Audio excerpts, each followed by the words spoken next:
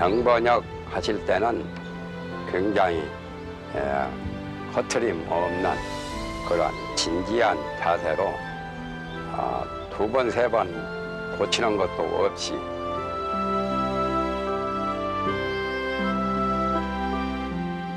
스님께서 경전을 번역하셔서 출간하실 때 그 제일 핵심 요제는 대의입니다. 대의.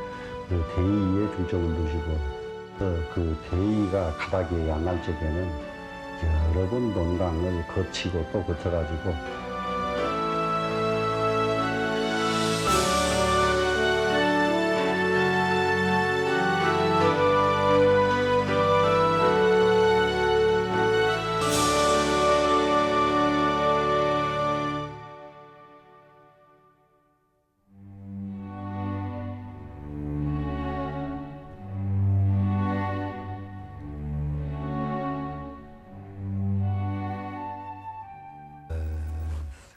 큰 스님을 뵈었던 모든 사람들이 똑같이 모두 하는 말씀이 처음 딱 대면하면은 꼭 신선같이 보인다. 이런 말씀을 모두 많은 분들이 하십니다. 근데 저 역시 어릴 적에 어떻게 그런 풍모를 이 세상에서는 배울 수 없는 이 세상뿐이 아닌 그런 느낌이었죠. 유불선 3교에 박통하시고 또 선풍 도걸인 신선의 골격으로 처음 느꼈습니다. 재주가 쉽게 말하면 재화가 넘쳐 흐르시고 또 말씀도 언변도 막힘없이 청산유수처럼 그렇게 설법도 진진하시고 하는 그런데 감명을 받은 바가 있습니다.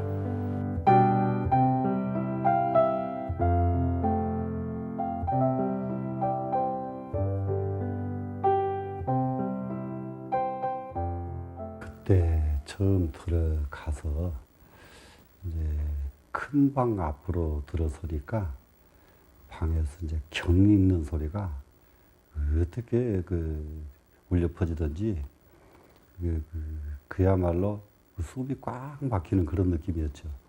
그래서 거기서 누군가를 불러야 되는데 부를 수가 없이 한참 서 있어도 경 읽는 소리가 계속돼서 다른 곳으로 옮겼거든요.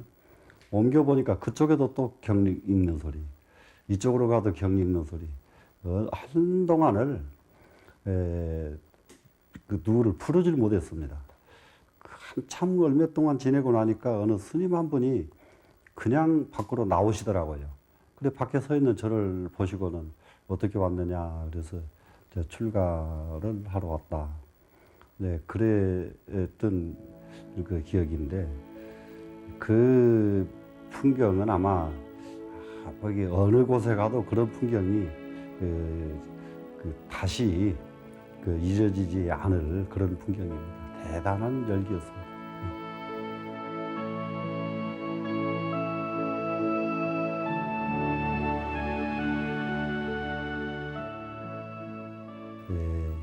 스님이 저를 처음 딱 보시더니 딱 중국 사람 같다고 그러시면서 이게 중국 사람 같이 생긴 사람이 중국어로서는 잘하는데 한번 잘해봐라. 이게 첫 말씀이셨습니다. 원래 해인사 100년 하면서 도자, 원자, 도원 큰 스님을 은사로 거기서 삭발하고 삼위계를 받고 제자가 되었습니다. 그 후 대구 동화사에서 관흥 큰 스님을 모시고 선원 제전집 강의를 들었습니다.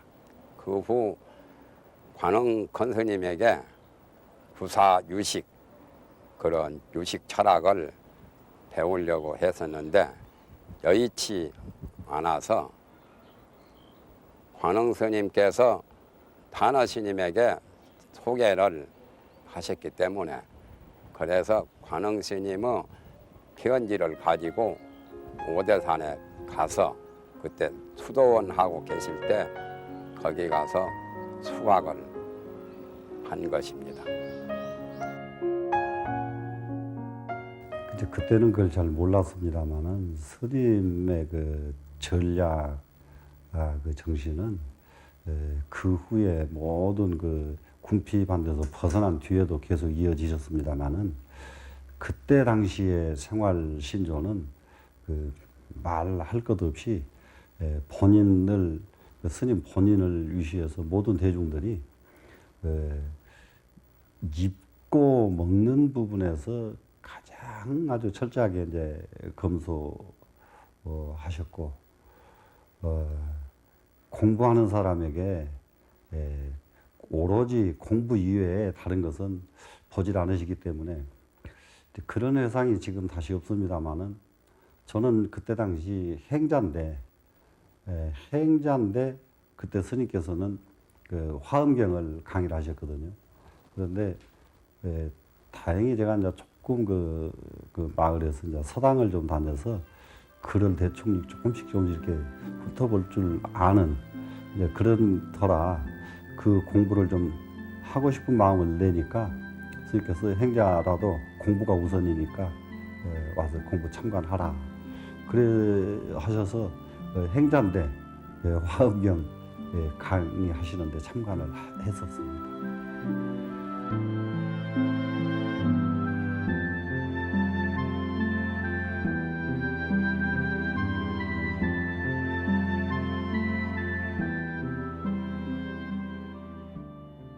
대중을 거느리시는 것, 스님의 가장 장점이시고 가장 단점이 제자들한테는 불만이고 스님의 분상에서는 그보다 더 좋은 장점이 없으신데요. 누구를 막론하고 공부를 잘하는 사람 우선이십니다. 스님은. 다른 건 다 소용없어요. 공부만 잘하시면 제일인데. 근데 이제 그 일화가 참 그 제자를 가르치시면서 질문이 아주 만만치 않은 질문이 들어오시면은 그 질문을 끝까지 어쩔 적에는 질문 그 답하시다가 공부 시간 다 놓칠 때가 한두 번이 아니십니다. 아주 좀 괴짜 같은 사형이 한 번 계셨어요. 그래 이제 그 스님이 그렇게 질문을 유별나게 해서 그 스님이 이제 공부 들어오기만 하면 다른 스님들이 아주 불만이 많은 게 질문하기 시작하면 공부가 중단되는 거예요. 공부가 이제 중단되고 그러니까 대중이 이제 그 스님을 그렇게 미워합니다.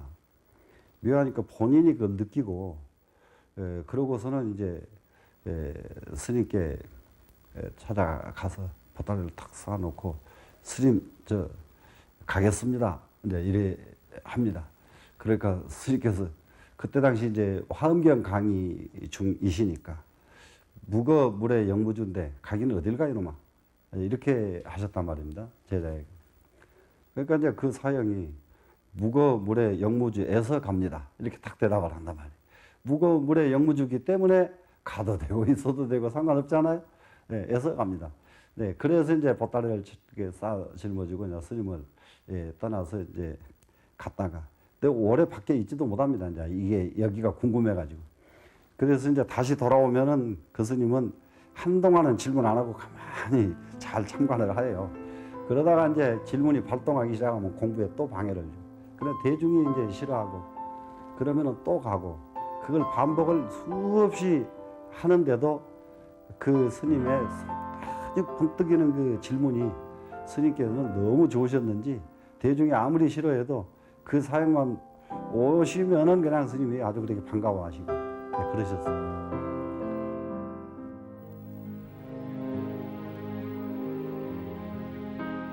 오대산에 수도원을 열어 후학을 키워내시던 타러 스님.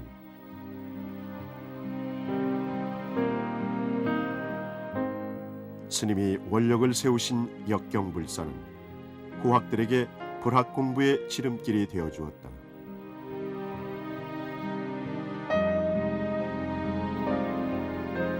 제자는 스승님의 그 원력을 이어가겠다고 다시 원력을 세우고 있다.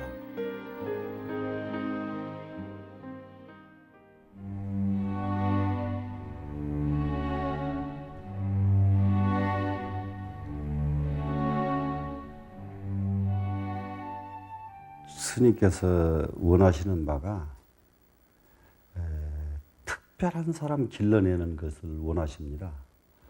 그러니까 10,000명 제자가 있다고 한다면은 그 중에서 한두 사람, 특별한 사람이 나오는 것을 그렇게 원하셨어요. 이 세상은 한두 사람의 특별한 사람에 의해서 세상에 변화를 가져올 수 있다. 그래 우리가 지금 업을 바꿔서 모든 사람들이 성불의 길로 가게 하려고 한다면은 그와 같은 특별한 사람이 꼭 나와야 된다. 그래서 자광사를 만드시고 거기에서는 특별하게 교육을 시켜서 그런 인물이 꼭 그 배출되기를 바라는 그런 마음에서 그 자광사를 이루셨습니다.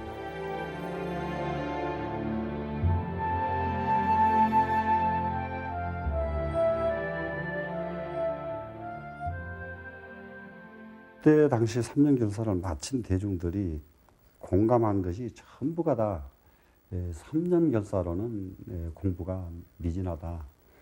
이 다음에 우리가 기회를 만들어서 결사 도량을 한 번 더 개설하자. 이렇게 서로 약속을 하고 헤어졌었습니다. 그런데 그 뒤로 서로 이 결사 도량 만들겠다고 약속한 대중이 한 사람도 그 결사 도량을 만들지 못했거든요.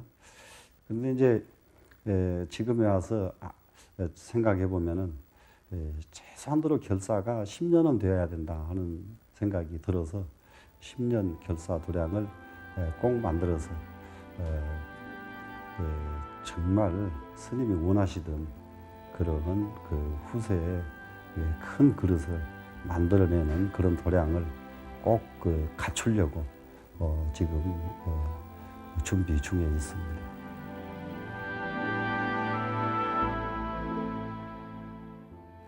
스님께서 경전을 번역하셔서 출간하실 적에 제1 핵심 요제는 대의입니다. 대의. 대의에 중점을 두시고 두 번째로 이제 오탈자를 이제 중요시 하시고 그래서 그 대의가 가닥이 안 날 적에는 여러 번 논강을 거치고 또 거쳐가지고 마무리 지어서 작업을 하시고 꼭 그렇게 하셨습니다.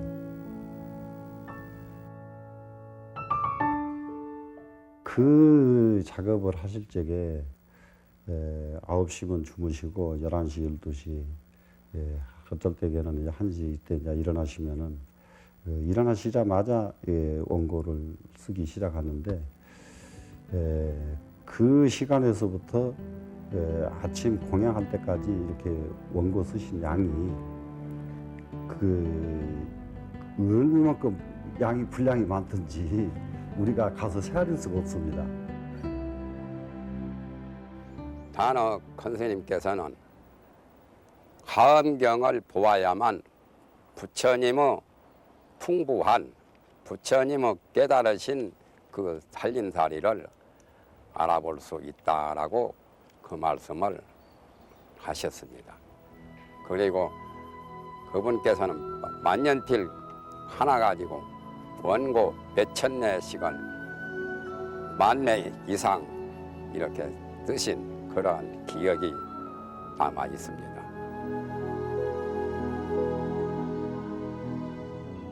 한마디로 요약한다면 선과 교에 능통하셨고 방화남 스님의 선맥을 유일하게 계승하신 한 분이시고 또한 교는 사집, 사교, 대교, 하엄경, 하엄론 모든 경론을 그야말로 현토하시고 번역하셔서 후대 각인들에게 큰 혜택을 주셨다고 볼 수가 있겠습니다.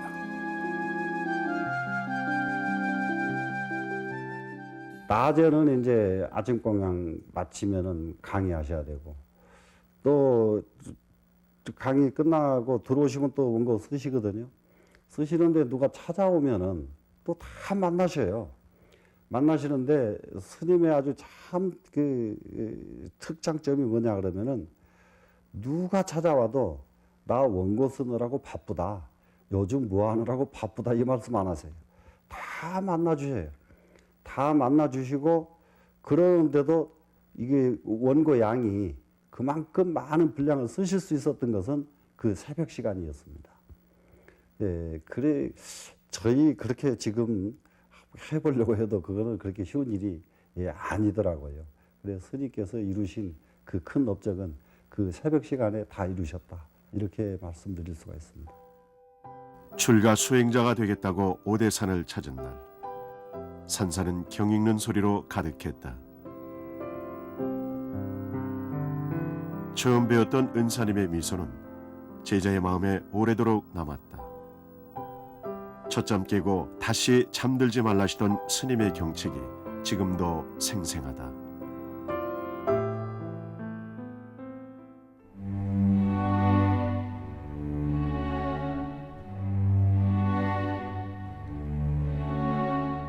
한마디로 말해서 공부를 제외한 그 아무것도 없는 분 이것이고, 둘째로는 그 스님의 원력이 이 나라의 운을 바꾸는 그런 원력이 그렇게 크셨어요. 사람이 이 수행자의 가장 덕목은 구군에 이바지해야 된다. 구군에 이바지해야 된다. 그러니까 나라 운에 도움을 줘야 되고, 또 나가서는 전 그 세상 그 인류 문명에 도움을 줘야 한다.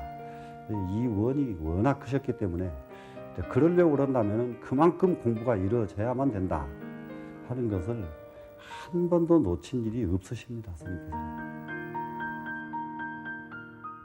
스님께서는 확실히 어떤 격식이나 형식 이것은 이거보다 그 내용을 중시하셨습니다. 그래서 가르치는 격식에 있는 게 아니라 가르치는 내용이 문제다 하는 것을 아주 능히 강조하셨고, 그러시고 늘 이제 원하시는 바가 그 누가든지 와서 묻는 겁니다. 묻는 건데, 저희가 묻는 것이 책을 가지고 가서 책을 펴놓고 물으면은 대답을 안 하셔요. 전혀 화를 내셔요, 스님께서.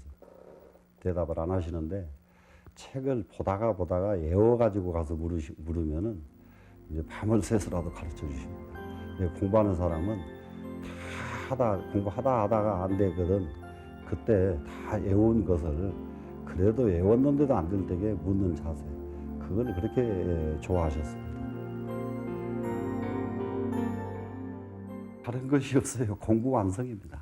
네, 공부 완성이고, 그래서 지금 생각에 자신이 완성이 되지 않았을 적에는 완성될 수 있는 사람을 위해서 도움을 주는 것도 한 방법이겠다. 네, 이 생각이 이제 지금은 꽉 차 있습니다. 그래서 거기에 확신을 갖게 된 것은 일반 신도를 이제 한 20년째 가르쳐 보니까 일반 신도도 스님들 못지않게 굉장히 향상되는 분들이 많이 나와요. 그러면은 일반 신도도 그런데 스님들을 이렇게 발심시켜서 공부하게 한다면은 그 스님들이 10년, 20년 정말 분발해서 정진만 한다면은 정말 지금 시대에 필요한 그런 인물이 얼마든지 나오지 않을까 이런 생각을 합니다. 스님께서 최후가 이제 이르르니까 그때 한양대학병원에 이렇게 계시다가요. 한양대학교 병원에 입원하고 계시다가 전체 대중을 부르셨어요. 부르셔가지고 이제 내가 다 됐으니까 오대산으로 가자. 근데 이제 오대산으로 이제 모시고 이제 갔습니다. 갔는데 이제 저희들이 그때만 해도 하나 저희들이 명쾌하지 못한 그런 제자들이 되다 보니까 스님의 참뜻을 하나도 제대로 해드리지 못하고 병원에서 그 간호사 대동시키고 그래가지고 계속 주사를 놔드렸거든요. 그랬더니 그 마지막 열반하시는 날 예, 몸뚱이 다 됐다. 예, 주사발을 빼라. 예, 그래 이제 그 간호사가 절대 안 됩니다. 그러니까 빼라. 그래서 결국 스님의 지시에 의해서 주사발을 뺐거든요. 예, 그때 이제 모두 그 상가들이 이제 모여가지고 스님의 최후를 우리가 그 마무리해드려야 되지 않느냐. 예, 그렇게 해서 이제 저희 그 사형 스님이 그 스님 이 세상에 오신 것은 그 이전법에 의해서 오셨습니다. 그런데 스님께서 지금 이 세상을 가셔야 될 때가 되셨습니다. 이때를 당해서 스님 지금 어떠하십니까? 이렇게 물었거든요. 바로 그 물음이 떨어지기가 바쁘게 일체 말이 없어. 이렇게 그 대답을 하시고 조금 있다 이제 열반에 드셨습니다. 그래 전부 아주 아연 모두 전부 놀랬죠. 이제 그렇게 그 살아있는 법문으로서 그 마지막을 딱 하시고 이제 그 열반에 드셨는데 최소한도로 자기 갈 때를 알고 또 어떻게 가야 된다는 것을 아시던 어른 이렇게 한 말씀으로 드릴 수가 있습니다.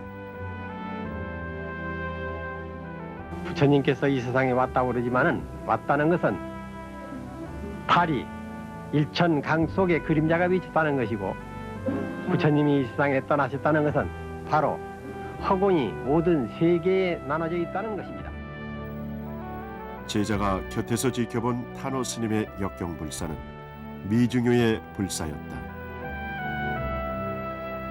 어찌 은사 스님의 모습을 털끝만치라도 따라갈 수 있을까? 한국 근현대 불교사에 힘차게 큰 획을 긋고 3개의 법륜이 되신 탄호 스님. 스님의 정법은 어디에 있을까? 부단히 공부하다 보면 찾을 수 있으리라.